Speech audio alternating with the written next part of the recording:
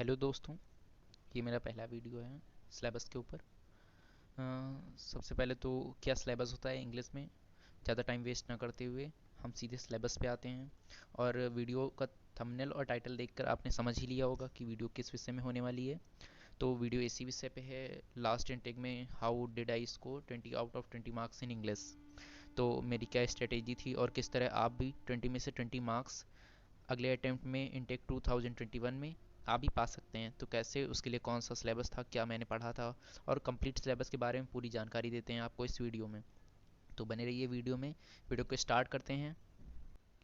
तो सबसे पहले आप लोगों को एक पेन और कॉपी ले लेनी है, और जितना भी सिलेबस होता है, आप चाहे एसएससी की तैयारी कर रहे हो, आप सीडीएस की तैयारी कर रहे हो, एयरफोर्स की, या किसी भी अदर कम्पिटिटिव एग्ज़ाम की जिसमें इंग्लिश पूछी जाती हो, तो ये पूरा होल सिलेबस है जो मैंने पढ़ा है। और मैंने सीडीएस में, एसएससी में, और हर इनटेक में, हर एयरफोर्स के इनटेक में कैसे अच्छे से अच्छे नंबर गेन किए और लास्ट अटेम्प्ट में 20 आउट ऑफ 20 स्कोर किए। तो मैंने कौन से टॉपिक्स तैयार किए, क्या सिलेबस था, इसमें पूरा सिलेबस मैं आगे वीडियो में बताने जा रहा हूँ, तो वीडियो में बने रहिए। सबसे पहले, जब कोई भी सब्जेक्ट हम तैयार करने के लिए स्टार्ट होते हैं या फिर किसी भी सब्जेक्ट की प्रिपरेशन करते हैं, तो सबसे मेन थीम उसमें सिलेबस की होती है। अगर हमें सिलेबस नहीं पता तो हम कुछ भी चैप्टर पढ़ते रहते हैं, नाउन, प्रोनाउन, एडजेक्टिव, एडवर्ब, लेकिन हमें लास्ट तक कंप्लीट होल सिलेबस के बारे में कोई जानकारी नहीं होती है। इसलिए मैंने ये वीडियो सबसे पहला वीडियो सिलेबस पे ही बनाया। तो क्या क्या सिलेबस होता है और कौन से पार्ट सबसे ज़्यादा पूछे आते हैं, कौन से कम पूछे आते हैं, उसी के बारे में। चलिए वीडियो को शुरू करते हैं। नंबर 1 पार्ट है ग्रामर का। सबसे पहला पार्ट इसमें है ग्रामर का, जिसमें कि सबसे पहले इरर। इरर सबसे मेन पार्ट होता है एसएससी किसी भी अदर कॉम्पिटिटिव एग्जाम्स का, जैसा कि आप लोगों ने हर एग्ज़ाम में देखा भी होगा। और इरर सबसे ज़्यादा कौन से चैप्टर से पूछी जाती हैं, तो ये भी मैं आपको वीडियो में आगे बताऊंगा। तो एरर के बाद में सेकंड नंबर पे आता है सेंटेंस इम्प्रूवमेंट, जिसमें बहुत सारे सेंटेंसेस होते हैं और उनमें कोई पार्ट एरर होती है या फिर कोई सेंटेंस में अंडरलाइन होता है, उसे सही करके आगे लिखना होता है या बताना होता है कि यहाँ पर कौन सा पार्ट किस पार्ट से रिमूव किया जाएगा, कौन सा वर्ड गलत है, तो ये सारी चीज़ें उसमें बतानी होती हैं। थर्ड नंबर पे हमारा आता है fill in the blank. Fill in the blank भी जैसे एरर का पार्ट होता है, वैसे ही फिल इन द ब्लैंक का पार्ट होता है, जो रिलेटेड होता है इन्हीं सारे चैप्टर से, जो नाउन, प्रोनाउन, एडजेक्टिव, एडवर्ब इनसे जुड़े हुए होते हैं। उसके बाद में फोर नंबर पे पार्ट आता है जो हमारा इम्पॉर्टेंट है, पी क्यू आर एस का। और ये पार्ट एयरफोर्स में भी 1 नंबर का पूछा जाता है, जैसा कि आप सब लोग जानते भी होंगे। तो एयरफोर्स में तो वैसे आसान पूछा जाता है, लेकिन और भी अदर एग्जाम्स में, एसएससी, सीडीएस में ये पी क्यू आर एस सबसे मेन पार्ट होता है, और सीडीएस में भी ये 10 नंबर का पूछा जाता है। तो पी क्यू आर एस सबसे इंपॉर्टेंट पार्ट होता है जो 1 नंबर का एयरफोर्स एग्जाम में फिक्स होता है। उसके बाद में आपके लिए नेक्स्ट पार्ट होता है करेक्ट द सेंटेंसेस का। करेक्ट द सेंटेंसेस क्या सॉरी करेक्ट द सेंटेंसेस क्या होते हैं? तो करेक्ट द सेंटेंसेस में या तो 3 सेंटेंस सही होते हैं, एक गलत होता है, या फिर 3 सेंटेंस गलत होते हैं, कोई एक सेंटेंस सही होता है। तो ये भी एक कभी कभी किसी इनटेक में ये पूछा जाता है, अक्सर नहीं पूछा जाता क्योंकि एरर इतनी सारी हो चुकी होती हैं कि उन्हें और करेक्ट द सेंटेंसेस के लिए पार्ट नहीं बचता है। ठीक है। नेक्स्ट पार्ट होता है वॉइस का। वॉइस और नरेशन ये एयरफोर्स के एग्जाम में भी एक फिक्स पैटर्न होता है, जो वॉइस और नरेशन से 1 और 1 नंबर से जुड़ा हुआ होता है। तो ये फिक्स होता है, जो हर इनटेक में पूछा भी जाता है और जितनी भी शिफ्ट्स हुई हैं सब में पूछे गए हैं। उसके बाद में मिसस्पेल्ड वर्ड और मॉडल्स। मिसस्पेल्ड वर्ड्स हर एग्जाम में पूछी जाती हैं, और एयरफोर्स में भी ये 1 नंबर की आती हैं, जिसमें या तो 3 सही होती हैं, कोई एक ऑप्शन गलत होता है, या 3 ऑप्शन गलत होते हैं, कोई एक सही होता है। तो मिसस्पेल्ड पार्ट भी हर कंपटीशन के एग्जाम्स में पूछे जाते हैं। तो और लास्ट नंबर पे मैंने मॉडल्स को रखा है। ये ज़्यादा तो नहीं पूछी जाती हैं, लेकिन ये चैप्टर सबको पता होना चाहिए क्योंकि इस पार्ट से एरर और फिल इन द ब्लैंक सबसे ज़्यादा पूछे जाते हैं। तो ये पूरा पार्ट था ग्रामर का, जिसमें ग्रामर में क्या क्या था, तो एक बार मैं फिर से रिवाइज कर देता हूँ। ग्रामर में सबसे पहले एरर थी, सेंटेंस इम्प्रूवमेंट थे, फिल इन द ब्लैंक थे, P Q R S, correct the sentences, voice, narration, misspelled word and models. ये इतने पार्ट्स ग्रामर में होते हैं। Part of error. एरर कहाँ कहाँ से पूछी जाती हैं? तो एरर टोटल 13 पार्ट होते हैं, 13 चैप्टर होते हैं ग्रामर में, जिनसे पूछी जाती है। तो उसमें सबसे पहला चैप्टर होता है क्वेश्चन टैग का। क्वेश्चन टैग में आपने देखा होगा, जिन लोगों ने पहले पढ़ा होगा उन्हें पता भी होगा, ये एयरफोर्स एग्जाम में हर दूसरे या तीसरे शिफ्ट में इससे एक क्वेश्चन जरूर आता है, जैसे कि इजंट इट, वाजंट इट। तो इस तरह के क्वेश्चंस उसमें होते हैं जो एरर में और फिल इन द ब्लैंक दोनों में पूछे जाते हैं।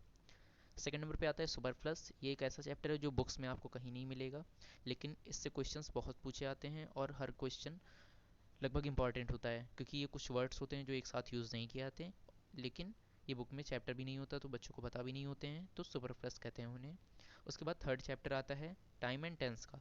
तो टाइम एंड टेंस ये सबसे इम्पॉर्टेंट चैप्टर है जो रिलेटेड है वर्ब से, जिसमें कि आपने देखा होगा, जिसने भी एग्जाम दिया होगा उसे पता होगा, इसमें कंडीशनल सेंटेंस या फिर टाइम एंड टेंस के किसी भी रूल से क्वेश्चंस हर शिफ्ट में ज़रूर पूछे जाते हैं। और लास्ट 4 नंबर पे है नॉन फिनिट। नॉन फिनिट से क्वेश्चन एयरफोर्स में तो नहीं पूछे जाते हैं ज़्यादा, लेकिन इनके क्वेश्चन सबसे ज़्यादा एसएससी में और सीडीएस जैसे डिफेंस के एग्जाम्स में पूछे जाते हैं। तो ये भी एक चौथा पार्ट था जो नॉन फिनिट का था, जो जीरंड के अंतर्गत आता है।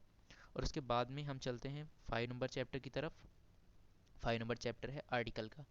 तो आर्टिकल आपने देखा होगा, जिन्होंने सिलेबस पूरा पढ़ा होगा उन्हें पता भी होगा कि सिलेबस में आर्टिकल सबसे ज़्यादा और सबसे पहले नंबर पे पूछा जाता है। आर्टिकल कहाँ कहाँ से पूछे जाते हैं, कैसे एरर पूछी जाती हैं, ये सब आने वाले वीडियोस में मैं आपको बताता रहूँगा। उसके बाद F नंबर पे आता है नाउन का चैप्टर। नाउन के चैप्टर में बहुत सारे बेसिक रूल्स होते हैं जो बेसिक एयरफोर्स के लिए सबसे ज़्यादा इंपॉर्टेंट होते हैं। फिर प्रोनाउन, एडजेक्टिव और वर्ब, ये सारे चैप्टर भी होते हैं। और उसके बाद में इरर और कहाँ कहाँ से पूछी जाती है, तो उसमें बचे हुए लास्ट चैप्टर होते हैं एडवर्ब का, कंजक्शन, प्रीपोजिशन और लास्ट मॉडल्स का। मॉडल्स मैंने ऊपर भी बताया था और यहाँ भी, क्योंकि इससे मैंने खुद मेरे इनटेक में देखा है काफ़ी इरर और काफ़ी फिल इन द ब्लैंक्स पूछे गए हैं। तो इसमें मेनली क्या इरर होती हैं, क्या रूल्स होते हैं, ये भी मैं आपको आने वाले वीडियोज़ में बताता रहूँगा। तो एक बार फिर से रिवाइज कर लेते हैं इन पूरे 13 चैप्टर्स को, कौन कौन से चैप्टर थे।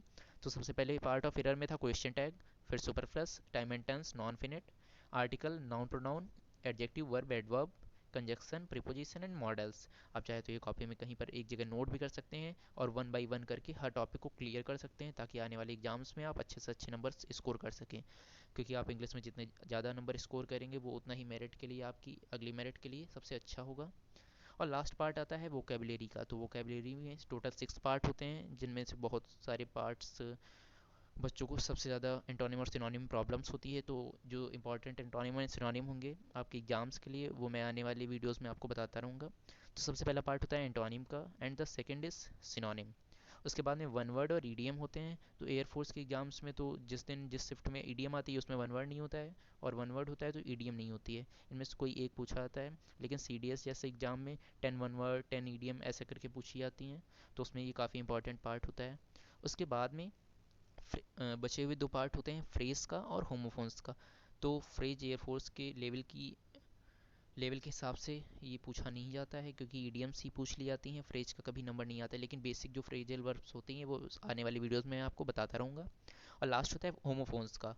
तो होमोफोन्स भी कभी कभार पूछ लिए जाते हैं। तो ये था पूरा सिलेबस, जिसके अंतर्गत वोकेबलरी के पूरे 6 पार्ट आते हैं। और लास्ट आपका सिलेबस जो टॉपिक बचता है वो है कंप्रहेंसन का। कंप्रहेंसन में क्या होता है, तो पैसेज होता है जिसमें 4 या 5 क्वेश्चंस होते हैं। और लास्ट होता है क्लोज टेक्स्ट का। तो पैसेज या क्लोज टेक्स्ट में किसी भी एग्जाम में केवल कोई एक पूछा जाता है, क्योंकि ये दोनों सेम होते हैं। लेकिन अगर हम लेवल की बात करें तो passage in comparison to cloze text थोड़ा सा आसान होता है और क्लोज टेक्स्ट थोड़ा सा कठिन होता है। तो ये था पूरा इंग्लिश का होल सिलेबस। और आप ऐसे ही पूरे दिल से एयरफोर्स की तैयारी करते रहिए, क्योंकि एग्ज़ाम्स जल्द होने वाले हैं। और जितना भी सिलेबस था इसकी टेलीग्राम और पीडीएफ आपको लिंक में मिल जाएगा, डिस्क्रिप्शन में लिंक मिल जाएगा। तो मेरे टेलीग्राम चैनल को ज्वाइन कर लीजिएगा, और जितनी भी पीडीएफ्स होंगी, जितनी भी न्यू इन्फॉर्मेशन होगी, वो सारी मैं वहीं पर देता रहूँगा। तो बने रहिए ऐसे ही इंस्पायर स्टडी विद निखिल के साथ। Thank you.